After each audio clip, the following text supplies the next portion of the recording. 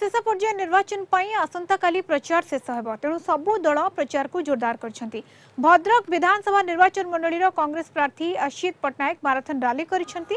Bhadrak block गुजी दरडा ठारू मोटरसाइकेल शोभायात्रा करी भद्रक पुराना बजार और कचेरी बजार पर्यंत आसिथिले।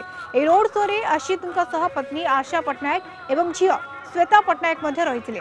कटक बारवाटी विधायिका प्रार्थी सोफिया फिरदौस मध्य रोड शो रे शामिल होइथिले।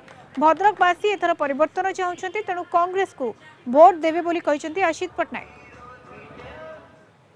समुद्र हो गलानी भद्रक आगामी 1 तारिख दिन गोटे बहुत बड़ सुनामी आसवाक जोटा कि भोट परिणत हम निश्चय कांग्रेस विजयी हम। बढ़िया लगुच लोक मैंने बहुत उत्साहित अच्छा जेहेतु जुगल दादा सबु बेले संगे रही आसमाने से जिनसा फिल कर लोकों उत्साहित देखिकी मत भी बहुत खुशी लगुच बहुत खोला मन में मत स्वागत कर आशा करी कि एथरक से बहु मात्रा रे बुलू भाई को असित पट्टनायक को वोट देकी जययुक्त निश्चय करेंगे।